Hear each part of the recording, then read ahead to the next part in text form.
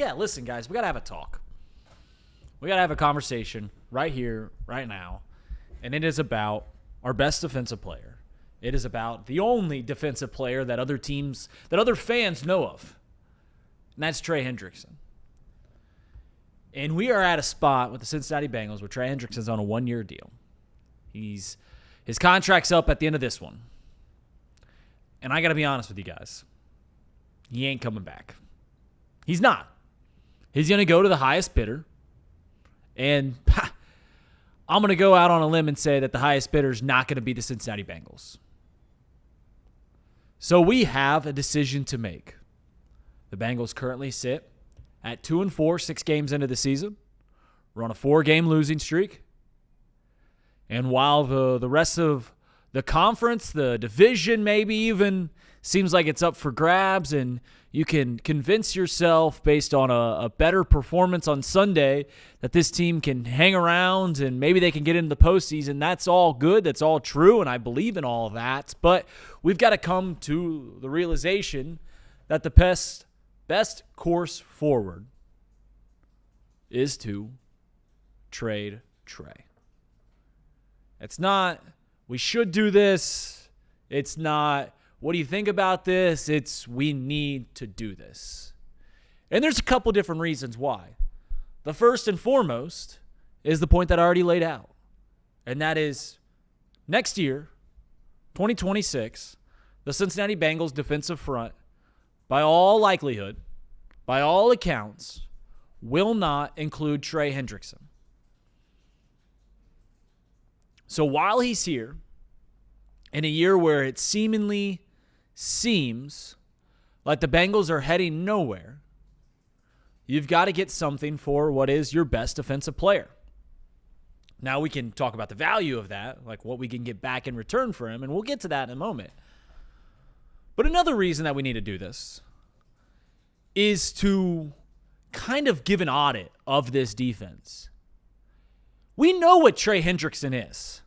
He's an elite pass rusher. One of the best in the game, truly. One of the best in the game. And if he was playing on a premier franchise, like the team we're playing this Thursday, the Pittsburgh Steelers, like the team we just played last Sunday, the Green Bay Packers, he played for the Dallas Cowboys or the New York Giants or the San Francisco 49ers, he'd be talked about in much higher esteem than he's talked about currently. And people around the league know who he is, and people around the league know how great he is. I mean, he led the league in sacks. But we know what he is. We don't know what the rest of the defense is. We have to do an audit of our pass rushers. And we can't do that with Trey Hendrickson taking up a great majority of half the snaps, or half the side of the ball. We've used a first-round draft pick on an edge rusher 2 of the last 3 years. And Shamar's been hurt, and it's his rookie year, so you wouldn't know what you have anyways. But Myles Murphy, we haven't even been able to see a whole lot because not only was he behind Trey Hendrickson, but he was behind Sam Hubbard the last few years.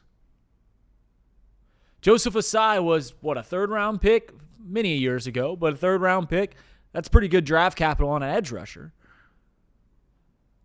Cam Sample's also on the roster.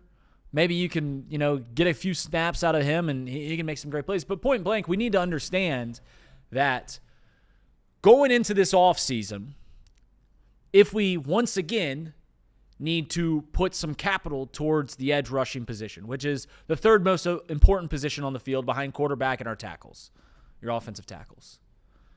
We need to know if we're going to spend a first, second, third round pick on an edge rusher once again. We need to know if we're going to go out and sign a veteran edge rusher that, point blank, you're not. The fact that we got Trey Hendrickson in free agency is amazing. That doesn't happen very often. Typically, when someone is that good at that premier position, and people didn't know what Trey Hendrickson was before he came here. Like, he had great years, but everyone always said, he's a Cam Jordan merchant. Players like him don't come on the market all that often. So you're not going to get a premier edge rusher in free agency, but you can get a solid guy. And unless we trade Trey, we're not going to know what we have with Shamar when he comes back, or Miles Murphy and Joseph Asai. And they might be terrible, but we'd at least like to know that. This defense is showing steady improvement. It is. I still don't think that it's top half of the league defense, and I think you're foolish if you do believe that. But we are seeing some nice things. Maybe the bar was so low with this defensive unit that anything positive, we're just like, oh, that's pretty nice. Like the way that they played in that first half, even though they gave up 27 points. The way that they played against the Detroit Lions, even though they gave up 37 points. Like even all those things, we've seen some nice things. And point blank, we need to understand what we have with this defensive unit. And we're probably not going to see that unless Trey is off the team. Now, here's what I'll say about what we can get back for him. The trade deadline is November 4th. It'll be the same week that we are heading into the bye. We have the Steelers right now. Then we play the Jets and the Bears. Those are 3 games that if you have any hope or of the mirage that this Bengals team can make the postseason, you're going to need to play well in those games. But even if, say the Bengals win all 3 of them, and I'm being dead serious, even if the Bengals win all 3 of those games, I still think you should trade Trey. And if the Bengals win all 3 of those games, his value will actually be higher because we will not be in a place of where everyone in the league knows we need to get rid of him. Now, I'll also say if we win all those 3 games, the likelihood of trading Trey Hendrickson is pretty much 0 from this front office. But I'd still hold fast that we got to get rid of him. Now, if we lose all 3 games, including a game to the lowly New York Jets, then the value of Trey Hendrickson is going to go drastically down because we'd have no leverage because everyone knows that we're trying to dump him. Now, can we still probably get like a third round pick for him? Yeah. And I'm at the point with Trey where, and this sounds, when you're talking about leverage, it sounds counterproductive, but I'd be willing to part with him for kind of any price tag because I know he's not going to be here next year, and I want to see what we have. I gotta figure out answers on this question mark of a defense, on this question mark of a team.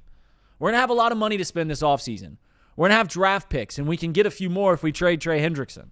I got to know how much capital, how many resources we are putting towards the problem that is our edge rushing ability, our pass rushing ability, which isn't great right now, even with Trey Hendrickson. It's going to get worse. This defense is going to be worse. But you've got to know what you have. And right now, we are not going to be able to do that. Now, if someone calls up the Cincinnati Bengals and says, we'll give you a second-round pick right now for Trey Hendrickson, you do not hang up the phone. You stay on that line. You get somebody else. You get one of your assistants to call up the league office, and you push it through. 3 third-round pick, that's probably right in the sweet spot of where you're going to get Trey. And you got to remember, these are also more than likely late-round picks because they'd be going to contenders. They'd be going to the 49ers because I know they have some problems. They have a lot of injuries. Where they are, you all of a sudden you can put some leverage on them because they're desperate. And I've seen people say, I wouldn't do it for anything less than a third, and that's okay. I'd be willing to see what kind of options you have in terms of players. Like it just doesn't have to be draft capital. You can give me a player back, and we assess it there. But as it sits here, and the rumors are going to keep swirling if the Bengals keep on this slide. The rumors will swirl regardless if the Bengals win some games about what you do with Trey Hendrickson.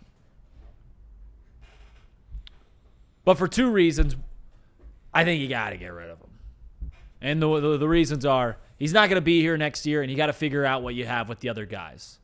The 2 first-round picks that you've used in the last 3 years, and Joseph Asai and Canton, you got to figure out if we're going to spend more drafts, early first, second-round picks on an edge rusher, or if we're going to spend free agency money on a veteran guy.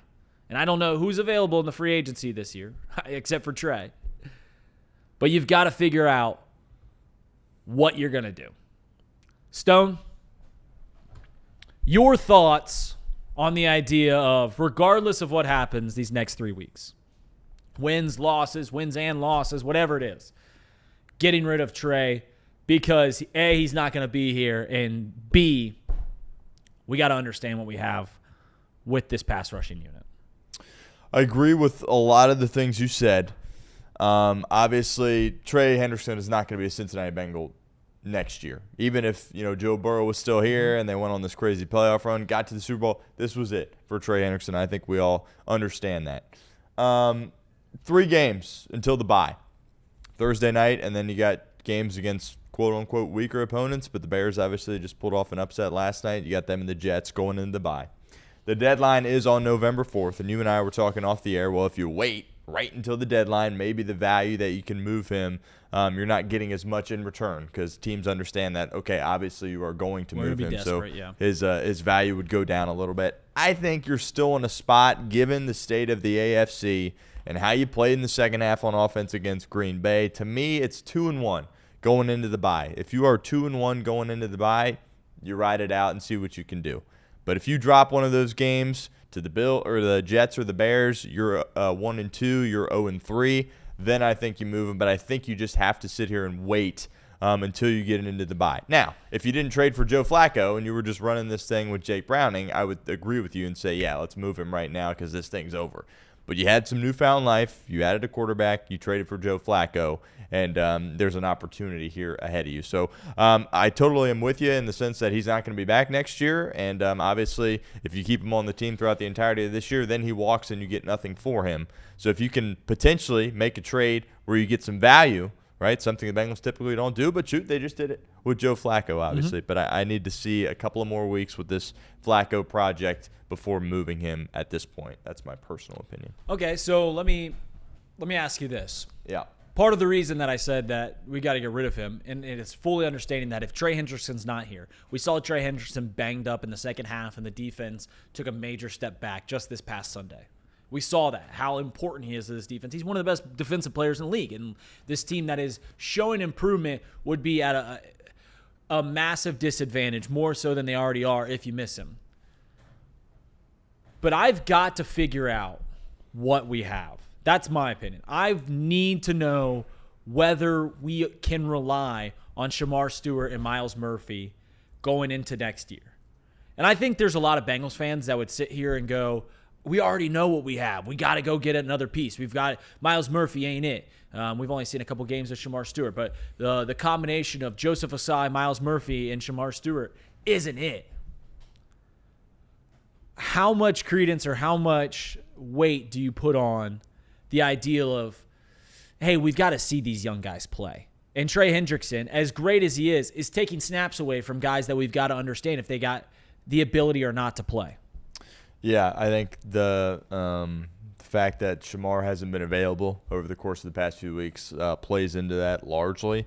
If this was something where, he was continuing to show promising signs, which he did, by the way, before he got hurt, and we were seeing him over the course of these past few weeks, even in the blowout losses, and Shamar Stewart was out there producing on the football field, maybe I feel a little bit different, but his time will come when he's healthy. He practiced at a limited capacity last week. We'll see if he can go on a short week. That certainly would help Cincinnati if he can. But beyond him, I think we know what we have. Joseph Ossai is on the 1-year prove-it deal.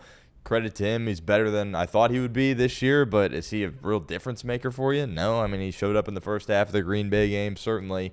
Behind him, Cam Sample, who I liked, as a late-round guy that, he had the Achilles injury last year, and it's like, okay, he can be serviceable, but if he's out there playing a lot of snaps, that isn't a good situation, right? And then, Myles Murphy, he's had opportunities this year, and I think, he's not a first-round guy. Is he a complete bust?